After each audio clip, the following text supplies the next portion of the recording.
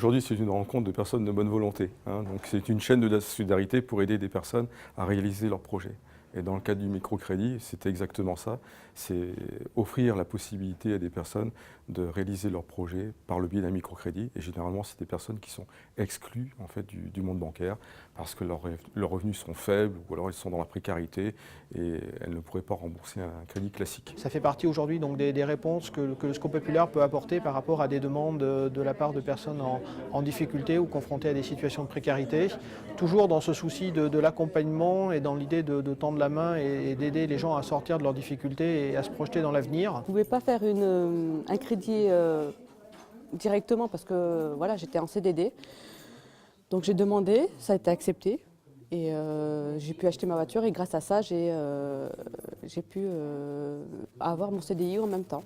3 partenaires indispensables, la banque qui va faire le crédit aux particuliers, ensuite une association ou une structure d'accompagnement qui est dans le cas présent le Secours populaire, et puis ensuite un troisième intervenant qui est la Caisse des dépôts.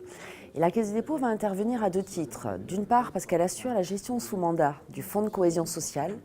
Et le Fonds de cohésion sociale, c'est un fonds d'État qui permet de garantir à 50% les crédits qui sont faits par les banques dans le cadre du microcrédit. Et puis la deuxième modalité d'intervention de la Caisse des dépôts, c'est qu'elle va accompagner financièrement le Secours populaire pour que le Secours populaire puisse aider les personnes qui en ont besoin, définir avec elles leurs besoins financiers, les moyens de répondre à leurs difficultés. Et c'est absolument indispensable pour que le microcrédit réussisse et que la personne qui va réaliser l'emprunt soit en mesure de le rembourser. C'est beaucoup de femmes seules, hein, des gens monoparentales, avec des minima sociaux, voire des CDD, voilà, des situations assez difficiles, voire précaires.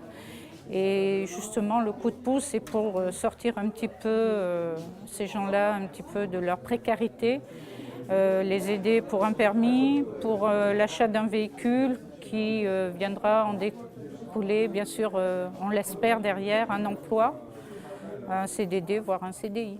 En moins de 2 semaines, c'était fait. Je crois que j'ai demandé fin septembre et j'ai pu acheter ma voiture mi-octobre quasiment. Ce n'est pas une aide financière, un crédit en bonne et due forme de 300 à 3 000 €.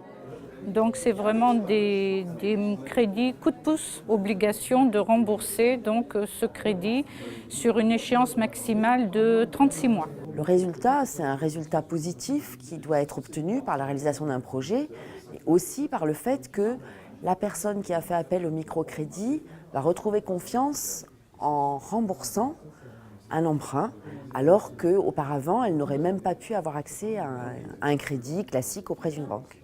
Il faut communiquer toujours plus sur les parcours confiance et sur le microcrédit parce qu'il y a beaucoup plus de personnes qui pourront en bénéficier et c'est aussi des acteurs économiques ensuite. Quand on va faire des formations, quand on va vers l'emploi, eh bien on développe aussi une région quelque part. Donc il faut communiquer parce que je suis sûr qu'il y en a plein qui ne connaissent pas le processus du microcrédit et qui pourront en bénéficier.